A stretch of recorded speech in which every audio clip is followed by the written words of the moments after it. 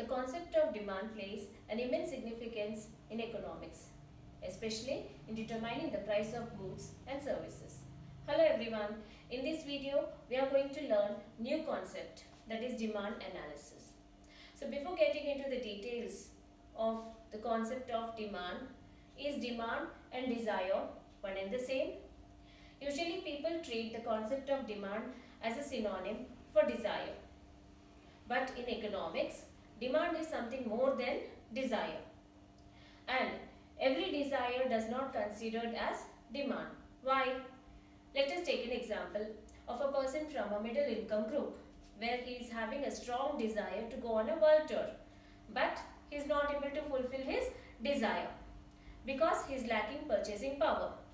Or we can say that he is not having ability to fulfill his desire. It is not called as demand. And on contrary to this, if we take an example of a person from a higher income group where he is having purchasing power and he is having ability, but he is not having willingness to go on a world tour. So even it is not called as a demand.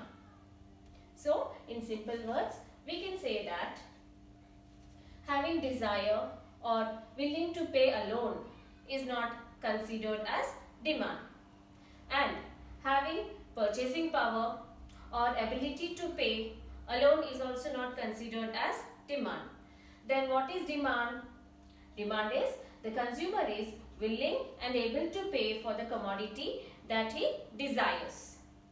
In simple words, demand is willingness to pay plus ability to pay. In economic terms, it is called as desire clubbed with purchasing power. Then only it is called as demand. So, there are various factors that determine demand. When these factors are represented in the form of an equation, it is called as demand function. It can be stated that it is a functional relationship between the demand, or in other words we can say it is the functional relationship between the quantity demanded and the factors that determine demand is demand function. So it can be expressed in the form of an equation as dx is equals to f of px, ps, pc, y and t, where dx is demand for commodity x, f is functional relationship, px is price of commodity x. Take an example, if the consumer is demanding apple, dx is apple, demand for commodity apple, px is price of apple. And the next factor is ps, price of substitute goods. Substitute goods means the goods which are used in place of. Like take an example of tea and coffee. If I want to have something hot, I can have tea or I can have coffee. And taken the next factor we have is PC, that is price of complementary goods. Complementary goods are related goods. To satisfy one want, one has to collect more than one commodity. If a person wants to go on a long drive, he needs a car as well as petrol. So even if one is not available, he cannot go on a long drive. So these are related goods. Complementary goods are related goods. And the next what we have is Y. In economics, income is denoted as Y. So Y is income of the consumer. And the next factor is T, that is taste and preferences of the consumer. So these are the basic factors which are taken into account while determining the demand for a commodity. So any one of the factor will determine the demand for the commodity. Now we'll see the changes in factors, how it is going to affect the quantity demanded, which can be headed as factors determining demand. So the first factor that determines demand is price of the commodity. So when price of the commodity is increasing, quantity demanded, QD is quantity demanded for the commodity decreases. So there prevails inverse relationship between price and quantity demanded. So this relationship can also be called as negative relationship. And why this is happening we'll see in next topic. And the next concept or next factor that determine demand we have is income of the consumer. So as already I said, in economic terms, income is denoted as Y. So when we are taking income as one of the factor to determine demand, here goods can be classified into two types. Superior goods can also be called as normal goods and inferior goods. So superior goods are goods which we use on daily basis and whose demand increases with the increase in the income of the consumer. And inferior goods are the goods whose demand decreases with the increase in the income of the consumer.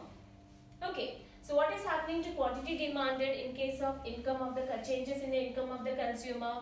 If we take an example of normal goods, so as the income of the consumer increases, that means the purchasing power of the consumer is increasing, so demand for superior goods is increasing. So there prevails a direct relationship between income and demand. So this type of relationship is also called as positive relationship. And if we take an example of inferior goods, so in case of inferior goods, with the increase in the income of the consumer, the demand for the commodity decreases. So in that case, what is happening? There prevails inverse relationship. As income of the consumer is increasing, demand for inferior goods is decreasing. So there prevails inverse relationship between income and quantity demanded in case of inferior goods. And the next factor what we have is price of substitute goods. Substitute goods like the goods which can be used in place of, like we can take an example of cool drinks or hot drinks. If we take an example of cool drinks, we have n number of brands. And if in this case, what is happening to price of the commodity and quantity demanded?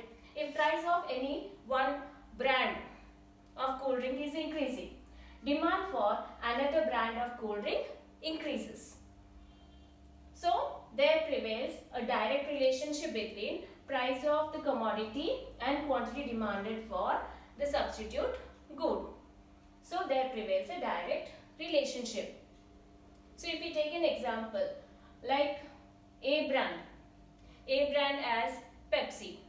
So if price of Pepsi is increasing, demand for Coca-Cola increases because people don't want to pay higher price for the same type of commodity which gives the same satisfaction, and because of which the price of A brand increases, demand for B brand increases. So there prevails direct relationship between price and quantity demanded. And the next factor which determine the quantity demand is price of complementary goods. So in case of complementary goods, already we discussed that to satisfy one want, one has to collect more than one commodity. We took an example of car and petrol. So if price of petrol is increasing, demand for automobiles which are run on petrol will decrease. So there prevails inverse relationship between price of complementary goods, price of the commodity and quantity demanded. So there is an inverse relationship. And the next factor which determine demand is taste and preferences of the consumer. So as the taste and preferences of the consumer changes, as the taste of the consumer changes, demand for the commodity what he prefers more will increase. So here also there is a direct relationship between taste and preference of the consumer with the quantity demanded. So these are the basic factors which are taken into consideration while determining the demand for the commodity. Apart from these factors, there are some other factors which can be taken into account to determine the price of the commodity. Demand for the commodity. So the first factor what we have is population. So as the population of the country is increasing, what is happening? The demand for food, clothing and other necessary goods are increasing. So there prevails a direct relationship with the increase in the population, demand for necessary goods increases. And the next factor what we have is technological changes. So with the improvement in the technology, what is happening? The demand for latest technology also increases. Like, take an example, in earlier days we used to have landline. To make a call, we used to have landlines, and with the improvement of the technology, now we all of us got mobiles, and most of us are using smartphones. So, with the improvement with the technology, what is happening? The demand for the commodity, latest technology also increases. And the next factor which determine demand is weather conditions too. With the change in the weather conditions, the demand for the commodity changes. Like, take an example, in winter season, demand for warm clothes increases, and in summer season, demand for cotton clothes increases.